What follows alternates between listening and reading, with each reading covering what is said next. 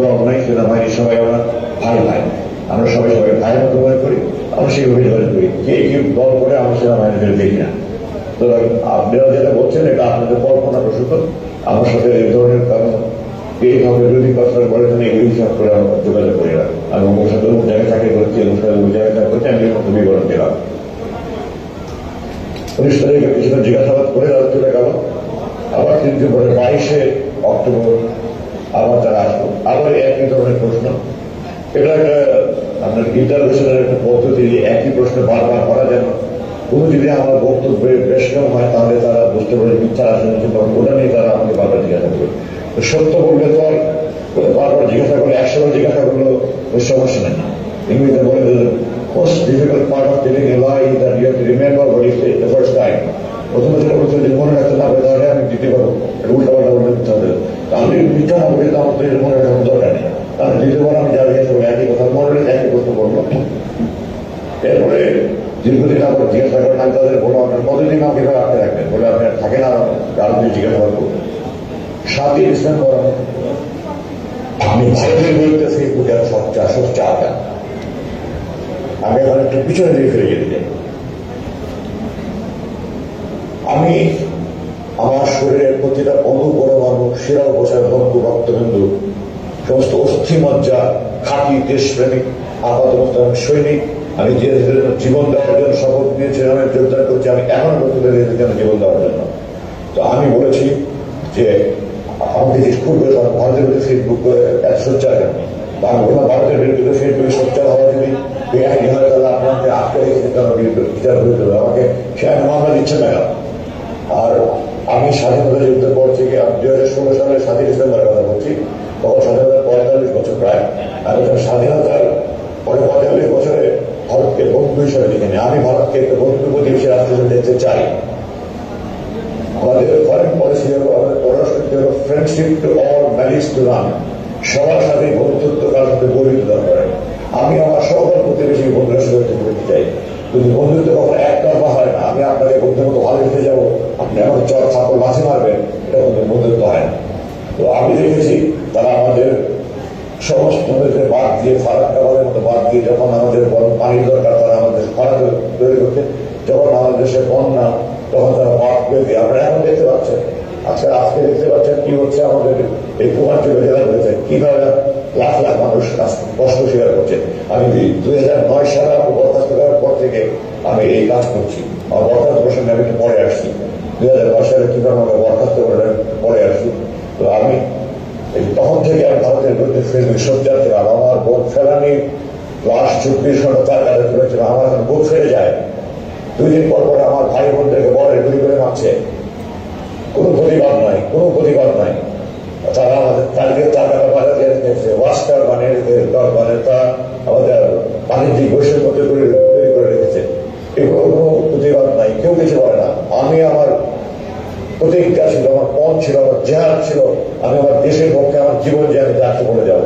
আমার ক্ষুদ্র প্রচেষ্টাকে ফেসবুকে লেখালেখি করছে, এগুলো নিয়ে আমার বিরুদ্ধে তারা খুব ক্ষুব্ধ। তারা, আমি বিস্মিত যে বাংলাদেশের কোনো একটা বাহিনী, যে কোনো বাহিনী হোক, তারা ভারতের বিরুদ্ধে আমি যদি ক্ষোভ প্রকাশ করে থাকি, তাদের এত ক্ষুব্ধ হওয়ার কি আছে? তারা কি ভারত প্রেমী? তাহলে ভারত প্রেমী না হলে তাদের কেন এত ক্ষোভ হবে? আমি আশ্চর্য হই না যে বিগত সরকার যাদেরকে আর ব্যবহার করেছে, সেই স্বাচ্ছন্দ্য সেই মহল, তারাও সরকারের যারা লোক আছে তারাও ভারত হয়েছে না, তারা আমার বিরুদ্ধে ক্ষুব্ধ প্রতিক্রিয়া ব্যক্ত করতে। আমি এগুলোকে আর উপরে ফিরে যেতে চাই। আমরা যেন ভারতকে বন্ধু মনে করলে হবে না, ভারতের আমাদের ইতিহাস জানতে হবে। আমরা যদি ইতিহাস না জানি তাহলে আমরা ভুল করবো। আমরা বারবার ভুল করেছি, আমরা এখন আর ভুল করতে চাই না। 1905 সালে ব্রিটিশ সরকার আমাদের এই বঙ্গভঙ্গ করেছিল পূর্ব বাংলা মুসলমান জনগণের জন্য। এই ভারত এটার বিরুদ্ধে আন্দোলন করে, বঙ্গভঙ্গ মানে বাতিল আন্দোলন করে, 6 বছর পর্যন্ত বাতিল আন্দোলন করে এটাকে বাতিল করে আমাদের দুই বঙ্গায়ন করেছে। তারা আমাদের মুসলমানদের উন্নতি চায়নি। 1971 সালে আপনারা জানেন না, দেশবাসী জানা উচিত এগুলো, আমরা ঐক্য চুক্তি নামে অক্টোবর 1971 সালে আমাদের অস্থায়ী সরকারের চুক্তি করেছিল। শহীদুল ইসলাম সাহেব অস্থায়ী চুক্তি করে স্বাক্ষর করে অজ্ঞান হয়ে গেছিলেন। আমার কথা নয়, আপনারা 266 স্বাধীনতা আওয়ামী লীগ এখন তাদের বই পড়ে দেখেন। আমার কথা আছে যে অস্থায়ী সরকারের অস্থায়ী রাষ্ট্রপতি স্বাক্ষর করে অজ্ঞান হয়ে গেছিলেন। ওটা চুক্তি ছিল। তিনটা আমাদের শুধু দৃষ্টি আকর্ষণ করছি। 1 নম্বর, এদেশের সেনাবাহিনী থাকবে না, এদেশে ভারতের সেনাবাহিনী থাকবে। 2, এদেশের প্রশাসনে যারা মুক্তিযুদ্ধে যোগদান করেছে তারা আমাদের বাকি সবাই অবসর করতে হবে। ভারতের প্রশাসনের লোক এই দেশের প্রশাসন দেওয়া হবে। এই দেশের প্রশাসনের সরকার একজন লোকও মুক্তিযুদ্ধে যোগদান করেনি, আবহাওয়া সাংবাদিক যোগদান করেছে। তাহলে এই দেশের প্রশাসন তাদের হাতে তুলে যাবে। তৃতীয়ত, এই দেশের পররাষ্ট্র মন্ত্রণালয় এবং প্রতিরক্ষা মন্ত্রণালয় ভারতের নিয়ন্ত্রণে থাকবে। আমি দেশবাসীর কাছে জানতে চাই, আপনারা বলেন এটা কি স্বাধীনতার চুক্তি, মৈত্রী চুক্তি না গোলামের চুক্তি? এই চুক্তি যারা করেছে তারা মির্জাফরের বংশধর, তারা এই দেশকে বিক্রি করে দিচ্ছিল। আল্লাহ আমাদেরকে রক্ষা করেছেন। আমি এগুলির বিরুদ্ধে সবসময় সত্যি আছি না। সেনাবাহিনীর চাকরি করা অবস্থায় আমি কিন্তু বলতে পারিনি। 2009 সাল থেকে আমি বলেছি এটাই ছিল আমার অপরাধ, এটা আমার বড় অপরাধ ছিল না। আর অপরাধ আমি অধ্যাপক গোলাম আজম ছিল। এই কারণে তারা আমাকে নিয়ে বন্দি করে রেখেছে এবং এই 29,794 ঘন্টার কাহিনী 29,794 দিন পড়ে শেষ করা যাবে না।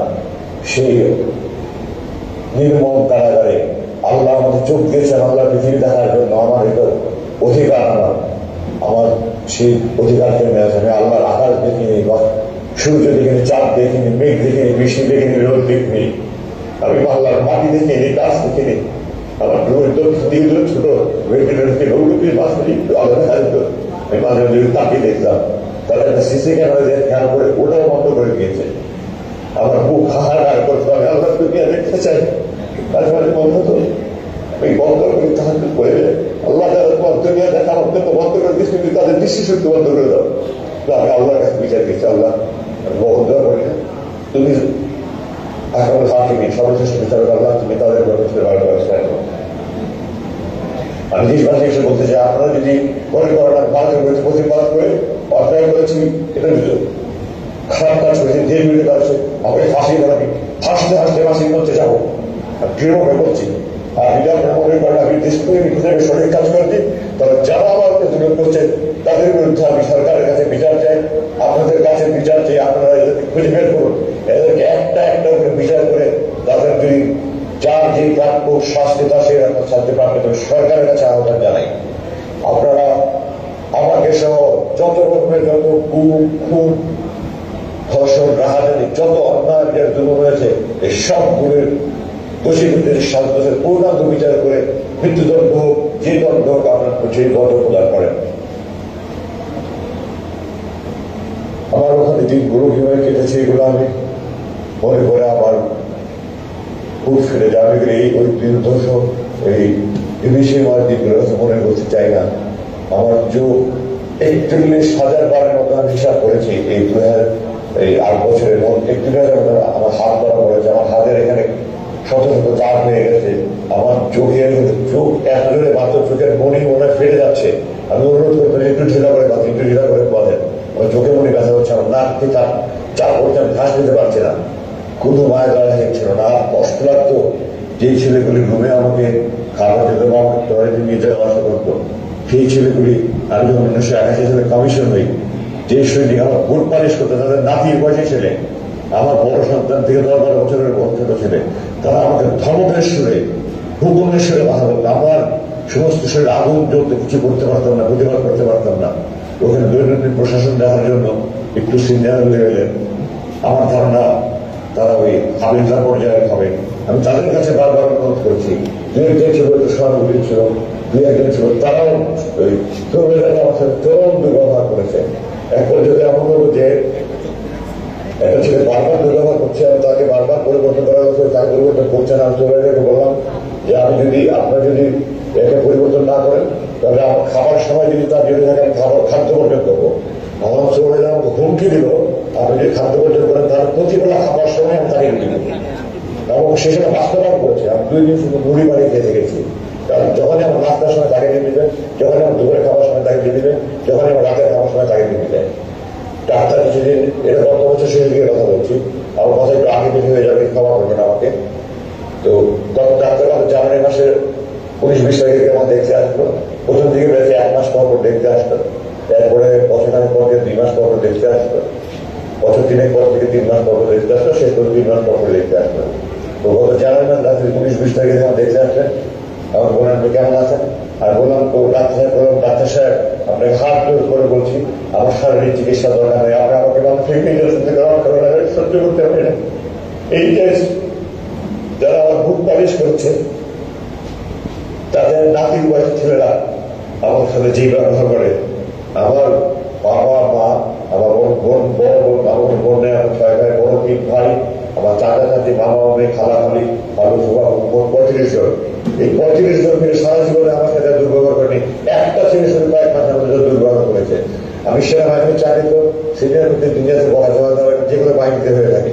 আমার 30 বছর সেনাবাহিনীর চাকরিতে আমার সিনিয়ররা আমাকে এক বকা করেনি, এই একটা ছেলে আমার সাথে এক দুর্ব্যবহার করছেন। আমি সুপারভাইজারকে বারবার বলেছি আপনার তাকে পরিবর্তন করেনি। আমি ডাক্তার সাহেবকে সব বললাম, আমি তাকে যখন বলেছি যে আমি খাদ্য পর্যন্ত বসে তখন বলেছে আমি তাকে বারবার বিবৃতি বললাম, সে হুমকি বাস্তবায়ন করেছে। তারপরে ডাক্তার সাহেব পাল্টে দিয়েছে। তো আমার এই কষ্ট আমি আপনাদের কথা প্রকাশ করতে পারি না, প্রকাশের কোনো ভাষা নেই। যারা এই সুপারভাইজারের বড় ছেলেরা তাদের জন্মের আগে তাদের মতো তাদেরকে আমি বলেছিলাম যে সুপারভাইজার সাহেব আপনার জন্মের আগে আমি আপনার মতো লোক চড়িয়ে ফেলেছি, আমার চোখের ইশারা দ্বারা গোলের মতো কাজ করেছে, আজকে আপনার সঙ্গে দুর্ব্যবহার করছেন, তারপরেও দুর্ব্যবহার করছে। দুর্ব্যবহার না, তারপরে চোখ আরো বেশি করে বাঁধা শুরু করেছে। আর আপনার কি বললেন আগে প্রথমে নামাজের সময় বলতেন, নামাজের সময় বলেন, আমি বললাম আপনাকে মুসলমানের ছিলেন নাকি? আমাকে নামাজের সময় বলেন, তাহাজ করে বসে আছে, ফলের নামাজ করবেন, নামাজের সময় বলে না। আমি জোরের নামাজের টাইম জানতে চাচ্ছি, জোরের নামাজের ওয়াক্ত করে নামাজটা করে একটু শুভ, তারা নামাজের টাইম করে না। আমার আজান মাঝে মাঝে শোনা যেত, হালকা হালকা শোনা যেত, রেডিওটা বন্ধ করার পরে ওটাও শোনা যেত। মানে এত চারিদিকে তো আপনার এক্সস্ট ফ্যান আর জেনারেটরের মধ্যে সাউন্ড আর পানির বিভিন্ন রকমের সাউন্ড, এবং যে সাউন্ড তারা তৈরি করে আজান ওরা আরো বেশি সাউন্ড তৈরি করে, তারা যেন আমরা আজান শুনতে না পাই। আমি আপনাকে মুসলমানের বাচ্চা একটা কাফের দেশ দিয়ে বর্ণনা করা হয় না বলে আমার মনে হয়। ভারতের মতো দেশ, সেই দেশেও তো আজান শোনা যাচ্ছে, আপনাকে আরবার আমি বিভিন্ন দেশে দেখে এসে আজান শোনা যাচ্ছে। আর আপনারা আমাকে আজান শুনতে দেবেন, আপনার কি মনে হচ্ছে? আপনার কি আল্লাহর ভয় নাই, আখেরাতের ভয় নাই, জাহান্নামের ভয় নাই? ওরা আমি নামাজ পড়ে করি, আপনাদের অন্তরের কথা নাই, বলে আমাদের মুখের কথা। আমি তাদেরকে এভাবে বলেছি, আমি বহুবার বলেছি, 5 বার আমি লিখিত ভাবে দিয়েছি। আপনারা শেষবার আমাকে বললো যে আমরা 7ই ডিসেম্বর যে আমার কথা বললো, ভারতীয় বিধানসভা বলার পরে বললো আমরা আপনার বিরুদ্ধে তদন্ত করছি, তদন্ত চলাকালীন আপনার থাকতে হবে। তাদের কথাতেই এবং সুরে এবং স্বরের এখন তো তারা আমাকে সহজে ছাড়বে না। আমি বললাম তদন্ত কিসের? আপনারা জানেন এখন বিভিন্ন তদন্ত কমিটি কে কমিটি হচ্ছে, একটা ঘটনা ঘটে ওটা সত্যতা জানার জন্য দোষী ব্যক্তিদের জন্য তদন্ত হয়। কোনো ঘটনা কিসের তদন্ত হয়? বলে আপনি কিসের তদন্ত করবেন? তারা আমার বললো যে আপনি লুকিয়ে কিছু করছিলেন কিনা এটা তদন্ত। আমি বললাম এটা কিন্তু তদন্ত করে, আর যদি তদন্ত হয় আমার কি অভিযোগ আমাকে জানাতে হবে, আমাকে আত্মপ্রসন্নের ফোন দিয়ে দেবে, আপনারা কি করছেন? ওটা আমি তদন্ত করছি, আপনাকে থাকতে হবে। ওইভাবে আমি ছাত্র থাকলাম, চলে থাকলাম। এবং আমার দিন তো যায়, আমার আশেপাশে আমি তো জানি না কোথায় কি সেল আছে না আছে, এমন চোখ বেঁধে নিয়ে যায়, প্রতিদিন নিয়ে আসে, 50 করে কেটে যায়, আসি। আমি আশেপাশের বিভিন্ন সেল থেকে চিৎকার চেঁচামেচি আহাজারি বিরাট, আমার বুক ফেটে যেত। আমার তখন আমার কষ্ট, তাদের কষ্ট আর বেশি হতো। আমি আল্লাহ বলতাম, আল্লাহ তুমি ব্যক্তিদের সাহায্য করো, আল্লাহ তুমি তাদেরকে ধৈর্য সবাই শক্তি দাও, তাদের পরিবারের গ্রহণ করো, আল্লাহ তুমি বন্ধুদেরকে মুক্তি দাও।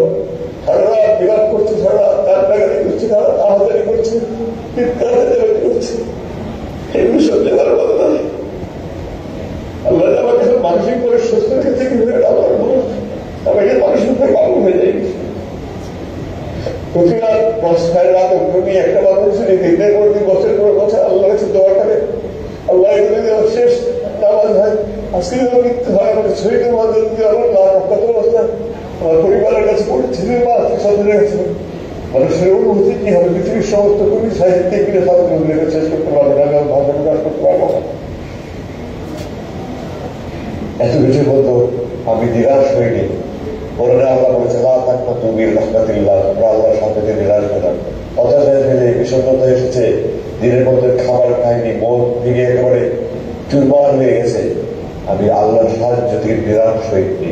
আল্লাহর সাহায্য থেকে নিরাশ হয়নি। আল্লাহ আপনাদের দোয়ায় আমাকে শক্তিটা দিয়েছিলেন, এবং আল্লাহ শুধু দেওয়ার পরেই এই ছাত্র জনতার এই গণবিপ্লবের মাধ্যমে যে বিজয় হয়েছে এরপরে আমাকে তারা দিতে বাধ্য হয়েছে। এই ভূমিকার একটা কথা একটু গুরুত্ব বলতে চাই। 2021 সালের মে মাসের আনুমানিক 22 তারিখে, যে আগে কিছু হতে পারে, তাদের একজন কর্মকর্তা আমাকে এসে আমাকে বললো যে আপনাকে লিখিত দরখাস্ত করেন যে আমি রাজনীতিতে সম্পৃক্ত হব না, আমি এই দেশে থাকবো না, আমি স্ত্রী সন্তানের সুখে শান্তিতে থাকতে চাই, আপনারা আমাকে মুক্তি দেন, আমি বিদেশে চলে যাব।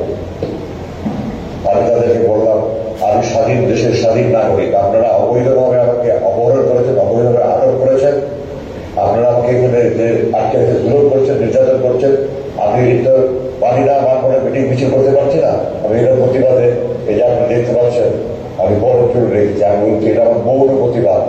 আপনারা যখন মৌন প্রতিবাদ দেখেন, মিটিং মিছিল হয়, লেখা হাতে নিয়ে রাখে, আমি বলছি এটা মৌন প্রতিবাদ। যতবার দেখবেন আপনাদের যেন মনে হয় আপনারা অবৈধভাবে অপহরণ করেছেন, অবৈধভাবে আটক রাখছেন, আপনারা জুলুম করছেন, খারাপ কাজ করছেন, এই কথাগুলো যেন আপনাদের বুকে বাঁধে, এই আমার মৌন প্রতিবাদ। তো আমি স্বাধীন দেশের স্বাধীন নাগরিক, এটা আমার ব্যক্তিগত ইচ্ছা, আমি রাজনীতি করবো কি করবো না, আমি যেহেতু থাকবোই থাকবো না, আমার মুসলিমকে জ্ঞান মুক্তি পেতে চাই না। আমার আল্লাহ আমাকে এই সাহস করে দিয়েছিলেন, আমি এটা দৃঢ়তার সাথে বলেছি, তারপরে আমাকে আর কিছু হয়। জুলাই মাসের এখন শেষ দিকে আসি। আমি যেখানে ছিলাম সেখানটায় আমি প্রতিদিন প্লেন উঠার আওয়াজ পেতাম। দৈনিক আপনাদের আমাদের ডোমেস্টিক কারেন্টে যে বলা অভ্যন্তরীণ ওটার আওয়াজ প্লেনগুলো একরকম, আর যেগুলি বোরিং আন্তর্জাতিক ওগুলোর আওয়াজ, দুই রকমের আওয়াজে পার্থক্য বুঝতে পারতাম। তো টোটাল দিনে 20 থেকে 22টা প্লেনের আওয়াজ পেতাম। জুলাই মাসের মাঝামাঝি থেকে আমি দেখলাম প্লেনের আওয়াজ কমে গেল। তো আমি ধারণা করলাম হয়তো বাইরে কোনো আন্দোলন হচ্ছে, সাধারণত আমাদের লাগাতার হরতাল হলে তখন প্লেন চলতে হতো। আমি এই ধরনের একটা রাজনৈতিক লাগাতার হরতাল হচ্ছে বা এই ধরনের কিছু একটা আমাদের দেশের ছাত্র জনতা যে কি এত বিপ্লব ঘটিয়ে দেবে এটা আমি কখনো করতে পারিনি। আমি প্রাউড অফ দ্যাট। আমি আপনাদের কাছে গর্বিত ভাবে গর্বের সাথে বলতে চাই যে আমি এই তরুণ ছাত্রদের ব্যাপারে গর্ববোধ করছি যে আমরা দেখে দিয়েছি বিশ্বের কাছে আমরা কি করতে পারি। তো আমরা কল্পনা করতে পারি যে তারা এত বিশাল কিছু একটা অর্জন করতে পারবে। আমার মনে হচ্ছিল বিষয়টা হচ্ছে আমি যেটা জিজ্ঞাসাবাদ করার চেষ্টা করছি, বাট আমার হাতে কথা ছিল যারা রুমে আসবে ওই জন্য একটা কথা বলবেন না। আমি একটু দিনের মাঝে মাঝে তাদেরকে, তারা অনেকে আমার সাথে কোরআন হাদিস পড়ি, আমার কোরআন হাদিসের বিভিন্ন ভাষায় জানতে যেত, আমাদের বিভিন্ন বিষয় জানতে যেত, এগুলো নিয়ে কথা বললে আমার সিসি ক্যামেরা দেখে শহরে আগে হয়ে যেত। আপনি কথা বলছেন কেন, বোঝে বোঝে কথা বলছেন কেন, তাই বলছি যে আমি কোনো আগে বাজে কথা বলছি না। আমার জিজ্ঞাসাবাদের সময় আমাকে বলছিল যারা ডিউটি আগে বাজে কথা বলবেন না। আমি তাদেরকে বলতাম যে আপনাদের কর্মকর্তা আমাকে অবৈধভাবে অবহেলা করেছে, অবৈধভাবে আটক করে রেখেছে, হারার কাছে জুলুম করছে, আমি যারা আমাকে গরুর থেকে ডিউটি করে নিয়ে যেত খাবার জন্য তাদেরকে মাঝে বলতাম। তারা একটু করতে বলেছে, আমি পরে আমাদের অফিসাররা বলেছিল, তারা জিজ্ঞাসা করেছেন আপনি তাদের আগে বাজে কথা বলেন না। তাহলে তাদের দৃঢ়তা বলেছে আপনারা বাংলাদেশ সেনাবাহিনীতে জিজ্ঞাসা করে আসেন। আমি বাংলাদেশ সেনাবাহিনীতে একটা আদর্শ সেনা কর্মকর্তাদের দৃষ্টান্ত স্থাপন করার সৌভাগ্য আল্লাহ আমাকে সেই সুযোগ দিয়েছেন। আজ ধরো আজে বাজে কথা বলে না, আপনারা বলেন কিন্তু একটা বাক্য বলেন আমি কি আজে বাজে, তাদের এই কথা বলতে পারছেন না, মুক্তি উচ্চারণ করতে পারছে যে আমরা অবৈধ কাজ করছি, আমরা কাজ করছি, এগুলো মুক্তি বলতে পারছে, আমি বলে আজে বাজে কথা বলবেন না। আমি বলে আপনার আজে বাজে কথা বলেন, যা বলি আমি প্রয়োজনে কথা বলি। সুপারভাইজার বলে যে আপনি প্রয়োজনীয় কথা বলবেন না। আমি আপনার প্রয়োজন আমার প্রয়োজনটা একটা। আমি তাদেরকে আল্লাহ রসুলের কথা বলি, আমি আল্লাহ রসুলের কথা বলেই যাবো, আমি মৃত্যু হয় তখন বলে যাবো, আপনি যা করেন করেন। তারপরে শুধু বলুন না আপনি কথা বলেন উপলব্ধ করতে হবে, জানলে অসুবিধা হবে। তো আমি সবাই শুধু বলতাম, তারা জিজ্ঞাসা করতাম, বলতাম আমি নিজে থেকে বলতাম। তো জুলাই মাসের 5 তারিখে যে বিপ্লব হয়েছিল আমি জানি না। আমাকে 5 তারিখ 10:30 সময় এসে বললো যে আপনাকে ডাক্তারের কাছে নিয়ে যাওয়া হবে। ডাক্তার প্রথম দিকে সকালের দিকে আসেন, আমি তো ডাক্তারকে বললাম যে সকালের দিকে নাম ফজর নাম তাদের করে ঘুমাই, আমার 2টার দিকে আসা আমাদের সুবিধা হয়, তারপরে 2টার দিকে আসবেন। এবং তিনি 30শে জুলাই আপনাদের মনে করে শেষ দেখে গেছেন। তারপরে এই কয়েকদিন আগে আমাকে দেখে 5 দিন আগে ডাক্তার দেখে গেল, আমার রক্ত পরীক্ষা গেল, আমার রিপোর্ট আমার জানানো, সব রিপোর্ট নামাল আছে। তো এখন ডাক্তারের কাছে 10:30 কোথায় নিয়ে যাবে, বলেন আমাকে ডাক্তারে যেতে হবে। আমাকে আমার রুম থেকে ঢোকা পেলে মুখোশ করে একটা গাড়িতে করে এই 1-1.5 মিনিট গাড়ি চালিয়ে ওখানে আশেপাশে কোনো আরেকটা রুমে নিয়ে গেল। এখন আমি ধারণা করি যে প্রেসিডেন্ট হাসান নাসিরের নেতৃত্বে কিছু সংখ্যক সামরিক অফিসার, মানে হাসিনের মতো সাহসী সামরিক অফিসার, প্রেসিডেন্ট হাসানের সাহসী যে অফিসার বোধ হয় ওই প্রচুর ক্ষেত্রে যে ডিজিএফআই আছে ওই অফিসের সামনে গিয়ে তারা চিৎকার চেঁচামেচি করেছে, আমরা আটকে চাই। তখন তারা তাদের সবচেয়ে বিঘটের সময় নিয়েছিল কিছু সম্ভবত যতটা শুনতে পেরেছি বাইরে এসে। ওই জন্য তারা যদি ঢুকে পড়ে এবং ওই গ্রুপগুলো সার্চ করে এই জন্য তারা আমার উদ্দেশ্য সরিয়ে আরেকখানে নিয়ে গেল। ওই 5 তারিখ রাতের কথা বলছেন 10:30টায়। তারপরে ওখান থেকে আমাকে রাত্রে 2:30-3টার দিকে বলো আপনাকে আমি হাসপাতালে নিয়ে যাবো। কারণ গত 8 বছর থেকে আমি আপনাদেরকে বলছি আমার দাঁত ভেঙে গেছে, আমার দুটা দাঁত ভেঙে গেছে, আমার কানের সমস্যা হচ্ছে, আমার চোখে দাঁত চশমা যেটা দেখছেন আমি মুক্তির পরে ডাক্তার দিকে চশমা নিয়েছি, কিছুদিন পরে আমি চশমা পড়তে পারতাম না। আমি প্রথম চোখে চিকিৎসা স্পষ্ট যাবে, বড় চোখে চিকিৎসা হবে না, দাঁতের চিকিৎসা হবে না, কানের চিকিৎসা হবে, এখানে রেখে যা করা যায় করা যায়। ওখানে যারা ডাক্তার ছিল ওরা মেডিকেল স্পেশালিস্ট ছিলেন। আমার প্রথমে যাওয়ার পর চোখ বাদ হয়ে গেল, ঘা হয়ে গেল। তো ওটা ওষুধ দিলেন পরে এটা পুরো মুখ ঘা ছড়িয়ে গেল। যাই হোক পরবর্তীতে ওষুধ খাওয়া আমার এই মুখে এখনো অনেক সমস্যা রয়ে গেছে, তারপরে হাতে পায়ে অন্যান্য সমস্যা হয়েছে। তো আমি বললাম যে 8 বছর বলছি আপনাদের আমাকে হাসপাতালে নিয়ে যাবেন না, হাসপাতালে নিয়ে যেতেন না, এখন রাত 3টার সময় আপনার হাসপাতালে নিয়ে কি কথা করে যেতে হবে না, যেতে হবে তাদের সব উপায়ে চোখ হাতে যাওয়ার নজর করি 1 মিনিট করে যাচ্ছে রাত 15 মিনিটের দিকে যাচ্ছে আর শেষ নাই। তো আমি বললাম যে ঢাকা শহরে কোনো হাসপাতাল এত দূরে না, আপনার কোথায় হাসপাতালে নিয়ে যাচ্ছে? জবাব দিল না। তবে রাস্তা ভাঙাচোরা, ঢাকা শহরের রাস্তাটা তো ভাঙাচোরা না, আপনারা কেমন কোথাও গ্রামের দিকে নিয়ে যাচ্ছেন নাকি? তাদের জবাব দিল না। আমাকে নতুন এখানে নিয়ে গেল, নিয়ে গিয়ে ওইরকম বন্দি সরকার এটাতে বসে অ্যাটাচ টয়লেট ছিল, ছোট রুম, একটা কাঠ, একটা টেবিল ছিল। তো আমাকে বললো আপনি এখানে থাকেন না। তখন ওখানে রুমটা ঘড়ি ছিল, ঘড়িতে দেখলাম তখন সকাল প্রায় 6:45। তো প্রায় 3 ঘন্টার মতো ড্রাইভ করে তারা আমাকে নিয়ে গেল এবং আমার ধারণা ঢাকার বাইরে কোনো এখানে নিয়ে গেছে। এবং আমি যতটুকু অনুমান করতে পারি, এখন যেটা অনুমান করছি, রাস্তাঘাটে যেহেতু ছাত্ররা রাস্তাঘাটে গাড়ি চেক করছিল, তারা আমার পাকা রাস্তা দিয়ে নিতে সাহস করেনি, তারা আমার গ্রামের রাস্তা দিয়ে নিয়ে গেছে। এটা এখন আমি অনুমান করে বলছি।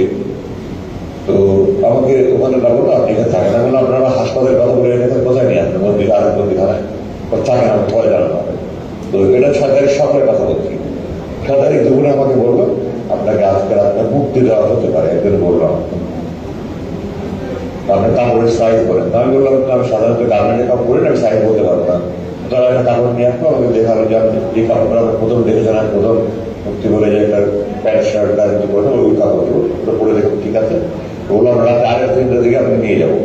তো 2:30-3টার দিকে এসে বলবো যে আমরা আজকে কোনো একটা বিশেষ কারণে নিতে পারছি না, আপনার কালকে নিতে হবে।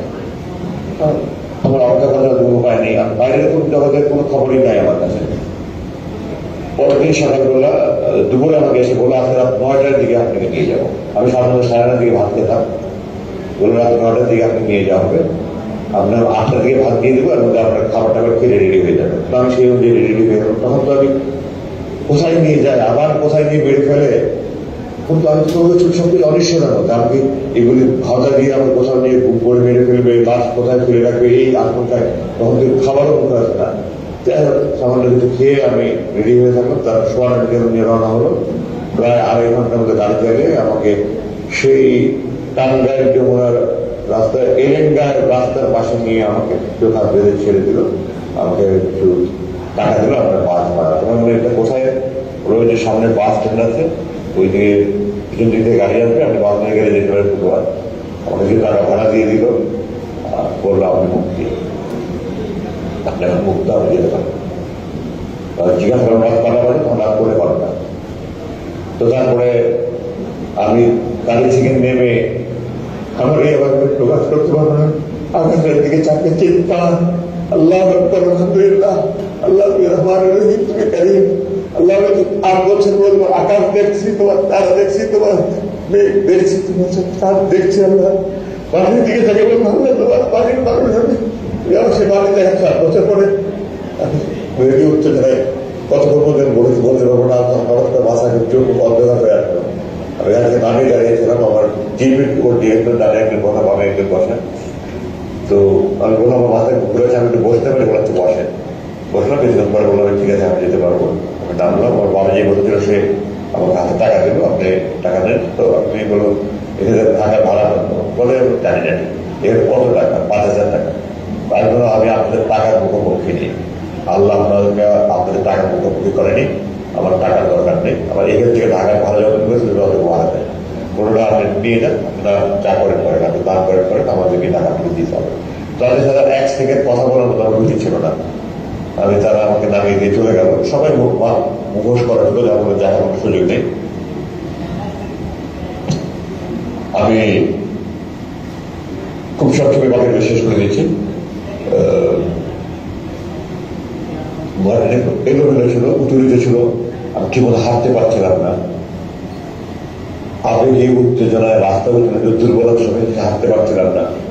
এর মধ্যে হঠাৎ করে দেখলাম একটা পিছুতে দাঁড়িয়েছে, ওই সামনে বাসে দাঁড়ানো। আমার তখন মনে হয় যেন পানি উড়ে গিয়ে ছাপিয়ে বাসের মধ্যে উঠি। কিভাবে যে আমি 100 গজের মতো রাস্তা দৌড়ে ওই ব্যবস্থা পার হয়েছে আমি এখন কল্পনা করতে পারি না। দৌড়ে গিয়ে জিজ্ঞাসা করলাম আপনাকে ঢাকা যাবেন? আমি ঢাকা যাবো, আমি চিটাগাং যাবো, আপনি ঢাকায় কোথায় যাবেন? না বললাম আমাকে টেকনিক্যাল মোড়ে যদি নামিয়ে দেবেন বা বাসের মধ্যে ওই টেকনিক্যাল মোড়ে নামবো, আপনি উঠেন। তো আমি বাসে উঠলাম, ওকে পিছনের দিকে গিয়ে একজনের কাছে বললাম যে আমার তো মোবাইল নাম্বার, আমার 2 নম্বর নাম্বারটা জানা ছিল, আমার 3 নম্বর আর আমার তাদের ভাইয়ের নাম্বার, এই নাম্বার যেটা মনে ছিল। আমি দুজনকে ফোন করে বললাম, তারা আরো লোকজনকে নিয়ে তারা আমাদের টেকনিক মোড়ে এসে আমাকে ওখানে নামিয়ে নিল। তারপর দোকান থেকে আমি প্রথমে হাত ধরে নিয়ে আমাকে চিকানটা করে আমি 7 তারিখ রাতের কথা বলছি, এটা 8 তারিখ ভোর নাগাদ আমি বাসে গিয়ে পৌঁছালাম। ওই 7 তারিখ 7-8 তারিখ রাতে সারা 9 তারিখে সারা ঘুমনায় আত্মীয় স্বজন সব আসছে। 9 তারিখ রাতে আমি অজ্ঞান হয়ে গেলাম। তারপর আমার হাসপাতালে নিয়ে এসে হলো। আমি তখন থেকে চিকিৎসাতে যাচ্ছি, আমার শরীরে নানা রকম সমস্যা, বড় খুব বেশি সমস্যা, নানা রকম সমস্যায় ভুগছি। ওগুলি চিকিৎসা চলছে। আমি চিকিৎসার কারণে আপনাদের কাছে আজকে বিলম্ব হলো। আমার মোটামুটি এই ছিল আমার বন্দি জীবনের দুর্দশার কথা। আমি আমার বাকি খুব সংক্ষিপ্ত শেষ করবো। আমি এখানে বলতে চাই আমার মূল 2টা কারণ তারা আমাকে ধরে রেখেছে। 1, আমার প্রত্যেক পরিচয় আমার পারিবারিক পরিচয়। 2, আমি ভারত বিরোধী। এবং এটা স্পষ্ট যে আমি বিদেশি চক্রের গভীর ষড়যন্ত্র শিকার হিসাবে তারা আমাকে আটকে দিয়েছে। মুক্তির সিদ্ধান্ত দেওয়ার পরেও বিদেশি প্রভুদের উপর আমাকে আটকে রাখা হয়েছিল। আমি আমার নিজের ভোট বিরোধী চাই না, কিন্তু আমার বরখাস্ত কাহিনী আপনাদের না বললে আপনারা বলতেন না। আমাকে এই সরকার যখন 96 থেকে 2000 এই বিগত সরকার 96-2001 আমার বাংলাদেশ সেনাবাহিনীর মিলিটারি একাডেমিতে আমাকে প্রশিক্ষণ, ওখান থেকে আমার যে রেজাল্ট আল্লাহ আমাকে আল্লাহর দয়া আমার দয়া করে দিয়েছে। আমার জানা মতো বাংলাদেশ সেনাবাহিনীর এই রেজাল্টকে বন্ধ করতে পারেনি। আমার তারা চাকরি জীবনে আমরা যে রেজাল্ট করেছি আমার জানা নেই কেউ আমার থেকে ভালো রেজাল্ট করেছে কিনা। আমি মাফ করবেন, আমি কখন আত্মপ্রচার প্রশংসা করছি। 96 থেকে 2000 ক্ষমতা থাকবেন, আমার সম্পূর্ণ সময় আমার এই বিগত সরকার আমি লেফটেন্যান্ট কর্নেল থেকে কর্নেল র্যাঙ্কে, মেজর থেকে লেফটেন্যান্ট কর্নেল র্যাঙ্কে প্রমোশন আটকে রেখেছিল আমাকে। যে জায়গায় বিএনপি ক্ষমতা আসা পরে 2002 আমি লেফটেন্যান্ট কর্নেল পদে প্রমোশন পাই। 1998 সালে আমার বাবা একদিনের জন্য আমার স্ত্রী অসুস্থ, আমি অসুস্থ, আমার 8 মাসে ছিল অসুস্থ। আমার বাবার চট্টগ্রামের প্রোগ্রাম ছিল। আমার মা আমার বাবার সাথে গিয়েছিলেন যে আমার মাকে বাসায় নামিয়ে রেখে সকালে চলে যাবে। এর মধ্যে সকালবেলা জেনারেল জিওসির অফিস থেকে আমাকে জিওসি প্রধান স্টাফ অফিসার ফোনে ডাকিয়ে নিল। আমি গেলাম, আমাকে বললো তোমার বাবা তোমার বাবা থাকতে পারবে না। আমি বললাম যে এটা সামরিক বাহিনীর কোনো আইনে এমন আইন আছে? বলে এটা সেনাপ্রধানের আইন। সেনাপ্রধান তখন জেনারেল মুস্তাফিজ, সাবেক প্রধানমন্ত্রী ফুফা, সম্ভবত এফবিআই থেকে ওনাকে সেনাপ্রধান বানানো হয়েছিল। তো আমি বললাম যে স্যার আমি জিওসির সাথে দেখা করতে চাই। তখন বলেন জিওসি খুব রাগ হয়ে আছে, তুমি দেখা করলে বেশ ভালো হবে না, খারাপ হবে। তো আমি জিজ্ঞাসা করলাম স্যার আপনি কি আপনার বাবাকে বলতে পারবেন যে বাচ্চা থাকতে পারবো না? কোন বাবা তার সন্তানকে কুসন্তান না হয় কোন বাবা তার বাবাকে বলবে যে তুমি আমার বাসায় থাকতে পারবো না?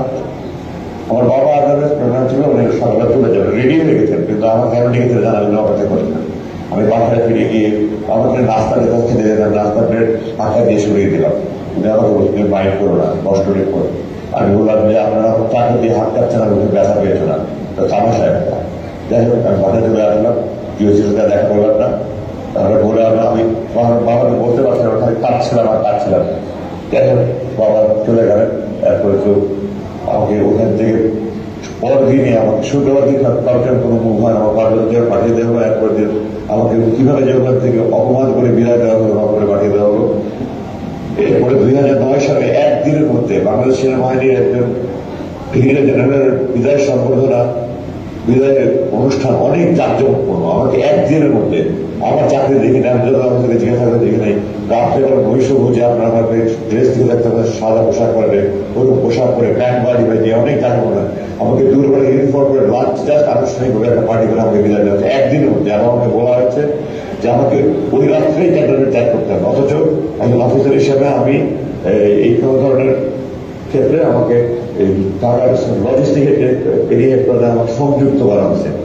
সংযুক্ত সরকার কারণ দেখা যাচ্ছে, কারণ ছাড়া আমরা সংযুক্ত করা হচ্ছে। এবং আমাকে ওই সময় আমি মোট 12 দিন প্রাপ্য ছিলাম, আমাকে একদিনের মধ্যে রাতের মধ্যে ওখান থেকে ত্যাগ করতে বাধ্য করা হয়েছে। আমি ঢাকা এসেছি, আমাকে একটা এমন গাড়ি দিয়েছে যে গাড়ি সেই গাড়ি ব্যবহার করে ভালো গাড়ি দিয়েছে। আমার আগে ওখানে একটা জিপে একটা কার ছিল।